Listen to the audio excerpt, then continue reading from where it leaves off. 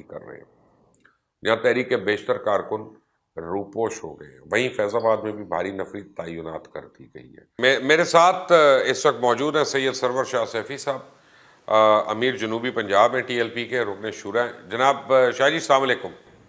वालेकुम अस्सलाम वरहमतुल्लाह। शाह जी, अब तक TLP के कायदीन के खिलाफ कितनी FIRs दर्ज हो चुकी हैं और कितनी गिरफ्तारियां अमल में आ गई हैं? बिस्मिल्लाहिर्रहमानिर्रहीम। मुबशर भाई, सबसे पहले मैं आपका शुक्रिया अदा करता हूँ।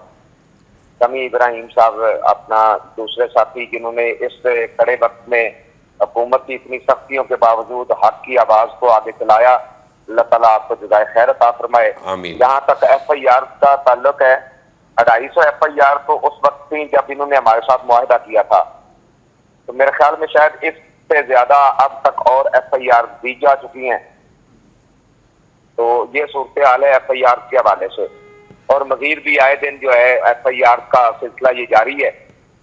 और हर हफ्ते में तकरीबन हमारा कुछ 100-150 बंदा ये 4th शेड्यूल में डाल देते हैं, बावजूद इसके कि इन्होंने हमारे साथ मुआहदा किया हुआ था, सारे मामलात हमारे साथ सेटल थे और कहा था कि 3 दिन के अंदर आपके मुकम्मल मुआहदे पे अमल हो जाएगा। बजाय अमल करने के ये सख्तियों पे सख्तियां बढ़ाते जा रहे हैं। तो ये सूरत हाल है फिलहाल। तो हजरत ये बताइएगा कि इस वक्त क्रैकडाउन कहाँ कहाँ हुआ है? हाँ जी, क्रैकडाउन कहाँ कहाँ हो रहा है?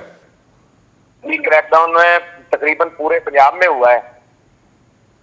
अच्छा। खसूसन शुमाली पंजाब, बस्ती पंजाब और जनूबी पंजाब, और सबसे ज्यादा सख्ती जनूबी पंजाब में है।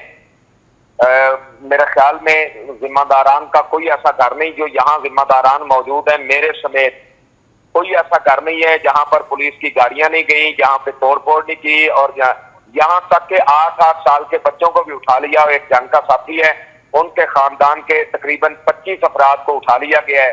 हमारे एक सैयद किबरिया शाह साहब हैं, उनका मेहमान आया हुआ था, ब्रादर इन लॉ, तो उनको उठा के ले गए हैं। तो ये कंडीशन है।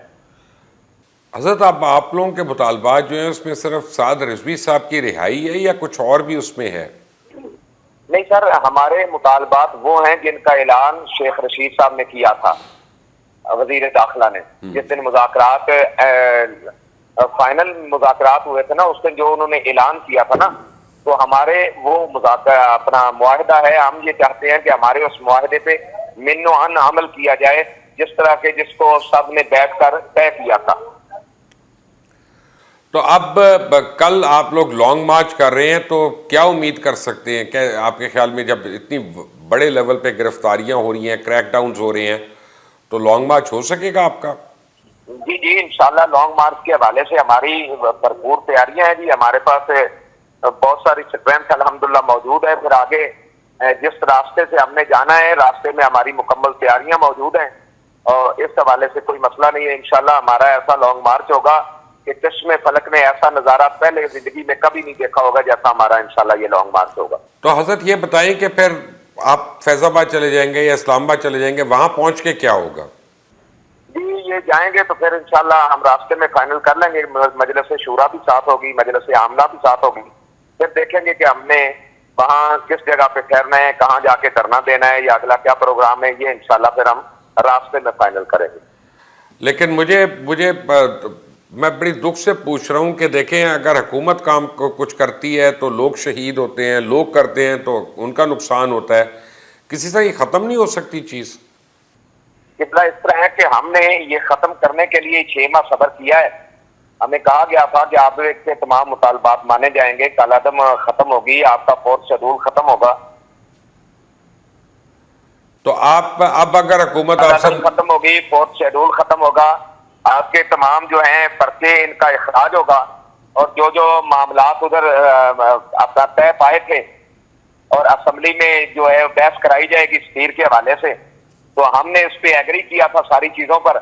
जब इस पे इन सारी चीजों पे एग्री हो गया तो हमें कहा गया था कि 3 दिन के अंदर अंदर आपके इस मुआहदे पे अमल हो जाएगा।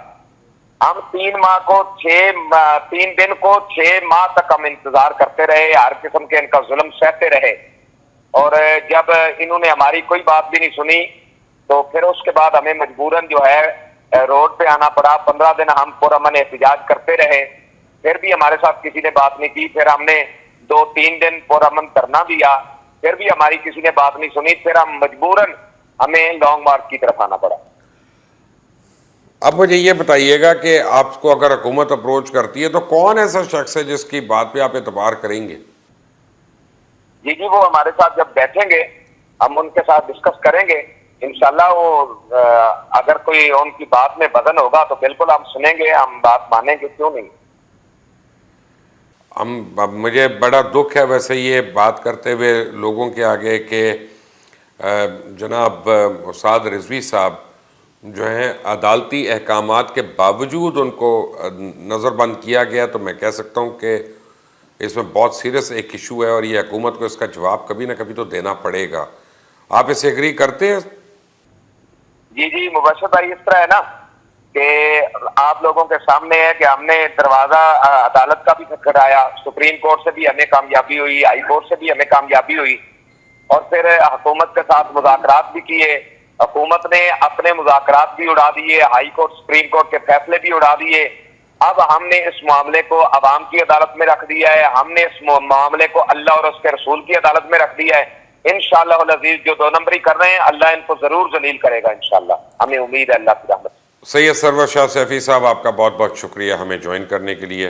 आपका भी बहुत शुक्रिया। आप सुन रहे थे शाह जी की बातें और तहरीक लब्बैक का मौक़िफ़ आपके सामने आ गया।